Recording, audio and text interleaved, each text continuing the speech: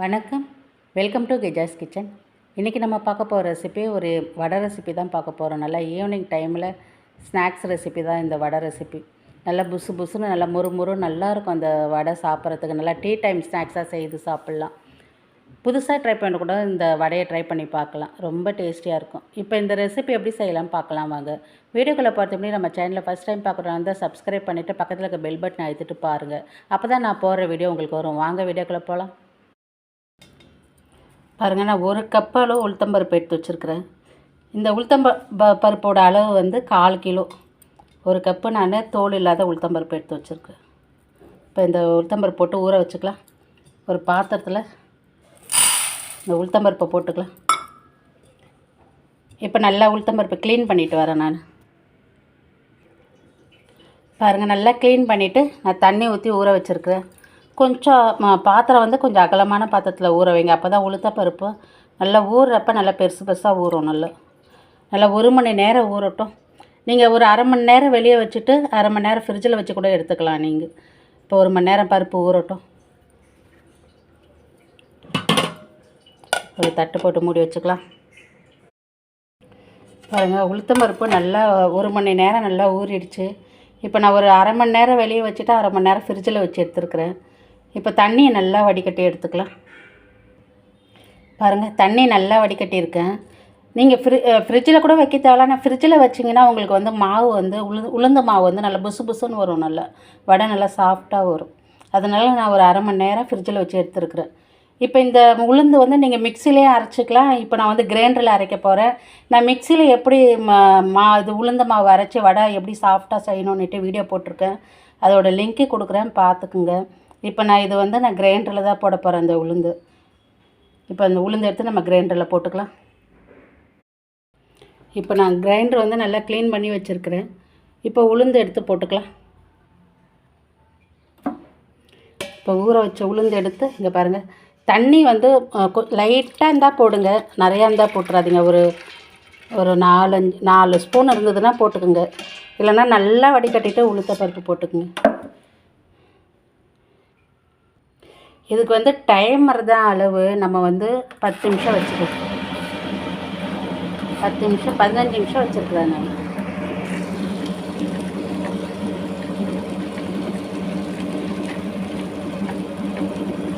தண்ணி வந்து கொஞ்சம் தண்ணி தான் இருந்தது. அதில் ஒரு 1/4 கப்பு தண்ணி தான் இருந்தது.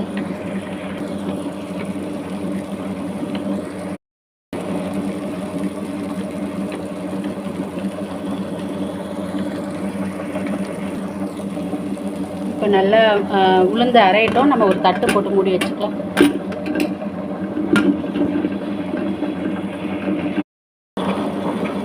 பாருங்கள், நான் தண்ணி வந்து அதுக்கப்புறம் ஊற்றலை. அப்படியே கொஞ்சம் லைட்டாக இந்த குழவிலாம் கொஞ்சம் உளுத்தம்பருப்பு இருக்குது பாருங்களா, அதை அப்படியே தள்ளி விடுங்க நல்லா.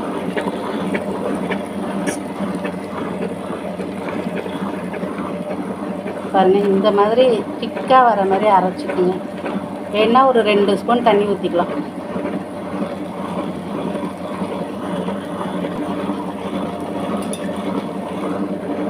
பாருங்கள், ஒரு 2 ஸ்பூன் தண்ணி ஊற்றிக்கலாம்.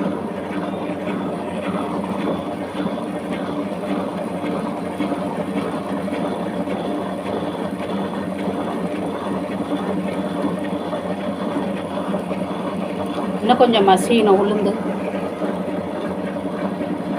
கொஞ்சம் மசியட்டும்.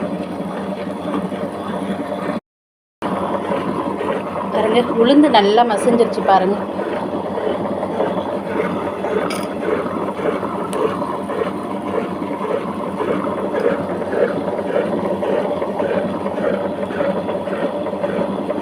நல்லா மழை ஆகிடுச்சு உளுந்து.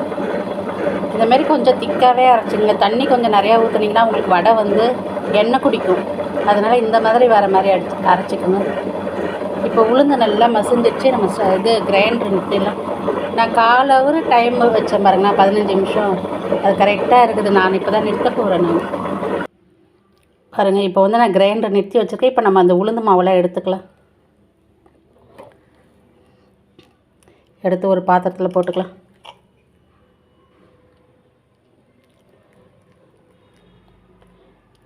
இது வந்து நீங்கள் தண்ணியில் போட்டு பார்த்தீங்கன்னா மிதக்கும். அப்படியே உளுந்து மாவு கொஞ்சம் மிதக்கும்.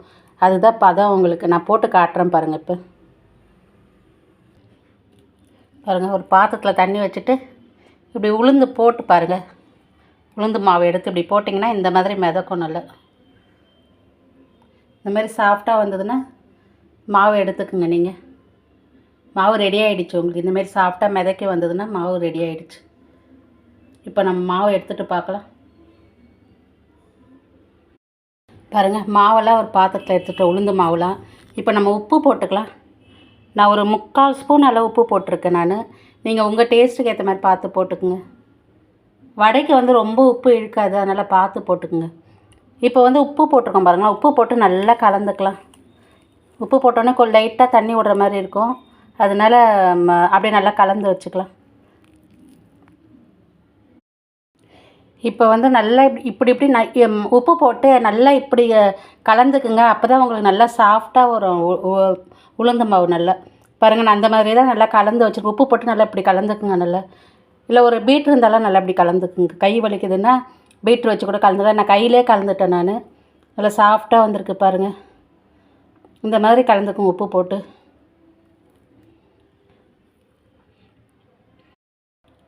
இப்போ இது நல்லா கலந்து வச்சுருக்கிறேன்.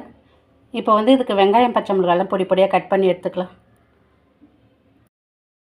இப்போ வடைக்கு தேவையான வெங்காயம் கட் பண்ணி வச்சுருக்கேன் பாருங்கள். நல்லா ஒரு பெரிய வெங்காயமாக கட் பண்ணி வச்சுருக்கேன். 2 பச்சை மிளகாய் எடுத்து வச்சுருக்கேன். கொஞ்சம் கருவேப்பிலை எடுத்து வச்சுருக்கிறேன். அதேமாதிரி நான் கொத்தமல்லி இலை ஒரு கைப்பிடி அளவு கட் பண்ணி வச்சுருக்கிறேன். இப்போ மிளகு வந்து 1 ஸ்பூன் எடுத்து இதுமாரி 1 பாதியமாக பவுட்ரு பண்ணி எடுத்துக்குங்க. மிளகு வந்து ஆப்ஷன் தான். இப்போ போட்டால் நல்லாயிருக்கும் உளுந்து வடைக்கு. போடலைன்னா கூட பரவாயில்ல. சின்ன பசங்க சாப்பிட்ற மாரினா போட வேண்டாம். இல்லைன்னா நல்லா பவுட்ராக பண்ணி கூட ஒரு 1/2 ஸ்பூன் பவுட்ரு போட்டுக்குங்க. நான் 1 பாதியமாக பவுட்ரு பண்ணி வச்சுருக்கேன். இப்போ நம்ம வடை மாவு கலந்து வச்சுருக்கேன் பாருங்கள். அதில் வந்து இந்த மிளகு தூளை போட்டுக்கலாம். பெருங்காயத்தூள் கொஞ்சம் போட்டுக்கலாம். ஒரு 1/2 ஸ்பூன் அளவு பெருங்காயத்தூள் போட்டுக்கலாம். இப்போ நம்ம கலந்து கட் பண்ணி வச்சுருக்க வெங்காயம் பச்சை மிளகாய் எல்லாம் ஒன்றா போட்டுக்குங்க. கொத்தமல்லி கருவேப்பிலை எல்லாத்தையும் ஒன்றா போட்டலாம். இப்போ நல்லா கலந்துக்கலாம். பாருங்கள், நல்லா மாவு கலந்து வச்சுருக்கேன் பாருங்கள். இந்த மாதிரி இருக்கணும் நல்லா மாவு உளுந்து வடைக்கு. இப்போ வந்து நம்ம இந்த மாவு வந்து வடையாக தட்டி போட்டுக்கலாம். பாருங்கள், ஸ்டவ்வில் ஒரு கடாயை வச்சு எண்ணெய் ஊற்றி வச்சுருக்கேன். எண்ணெய் நல்லா காஞ்சிருச்சு பாருங்கள். இப்போ ஒரு கப்பில் தண்ணி வச்சு நல்ல தண்ணி வச்சுக்கோங்க. இப்படி கையை தொட்டுட்டு இந்த வடை மாவில் வந்து இப்படி கொஞ்சமாக எடுத்துக்கோங்க. உங்களுக்கு எந்த சைஸ் வேணுமோ இப்படி எடுத்துக்கோங்க. இப்படி இந்த ஒரு விரலால் இப்படி தட்டிட்டு இப்படி ஓட்டை போட்டுக்குங்க. இப்போ எண்ணெயில் போட்டுக்கலாம்.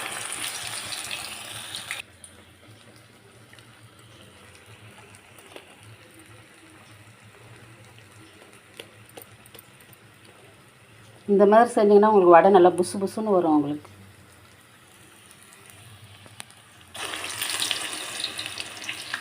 இந்தமாரி எல்லா வடையும் போட்டுட்டு பார்க்கலாம். இப்போ கொஞ்சம் செவந்த வடையெல்லாம் திருப்பி போட்டுக்கலாம்.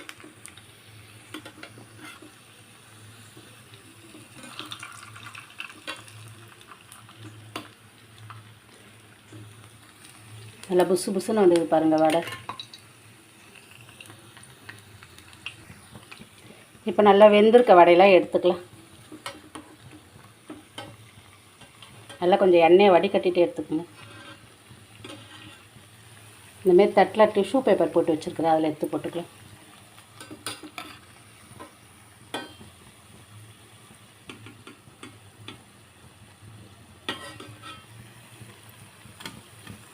இதேமாரி எல்லா வடையும் எடுத்துகிட்டு பார்க்கலாம்.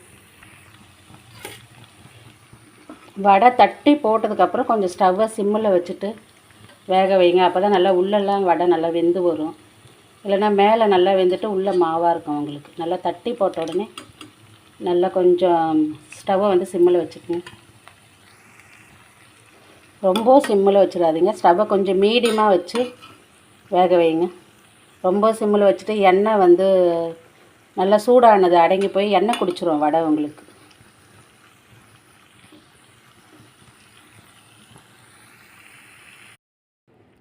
பாருங்கள், வடைலாம் சுட்டு எடுத்துட்டேன் பாருங்கள். நல்லா முறுன்னு பொன்னிறமாக இருக்குது பாருங்கள் வடை. இப்படி இருந்தால் உங்களுக்கு நல்லாயிருக்கும் வடை, உங்களுக்கு டேஸ்டியாக இருக்கும். இப்போ இதுக்கு வந்து நான் தொட்டுக்கிறதுக்கு வந்து நல்லா கெட்டி சட்னி அரைச்சி வச்சுருக்கிறேன். இதுக்கு சாம்பாரும் நல்லாயிருக்கும். ஆனால் கெட்டி சட்னி இருக்குது பாருங்களேன், அது இன்னும் சூப்பராக இருக்கும். ஏன்னா ஹோட்டலில் வந்து நல்லா கெட்டி சட்னி தான் கொடுப்பாங்க. இல்லை சாஃப்டாக வந்திருக்கு பாருங்கள் வடை.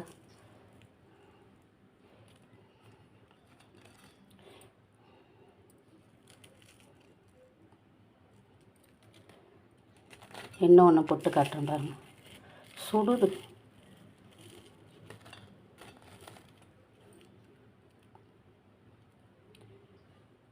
நல்லா வெளியில் முறுன்னு உள்ளே நல்லா சாஃப்டாக இருக்கும் வடை.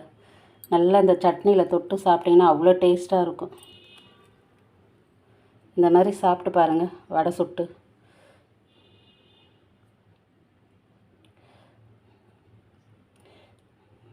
இதே மாதிரி நீங்களும் செய்து பாருங்கள். இதோட அளவெல்லாம் ஐபட்டில் கொடுக்குறேன்னு பார்த்துக்குங்க. இதே அளவோடு நீங்களும் செய்து பாருங்கள். இவ்வளோ நேரம் என் வீடியோ பார்த்ததுக்கு ரொம்ப நன்றி. இந்த வீடியோ பிடிச்சிருந்தால் லைக் பண்ணுங்கள், ஷேர் பண்ணுங்கள், கமெண்ட் பண்ணுங்கள், சப்ஸ்கிரைப் பண்ணுங்கள். அப்படியே இந்த வீடியோ பிடிச்சிருந்தால் லைக் பண்ணிவிட்டு வீடியோ பாருங்கள். வீடியோ பார்க்குறவங்க லைக் பண்ணிவிட்டு வீடியோ பாருங்கள். இந்த வீடியோ உங்கள் ஃப்ரெண்ட்ஸ் அண்ட் ஃபேமிலிக்கு ஷேர் பண்ணுங்கள். வணக்கம்.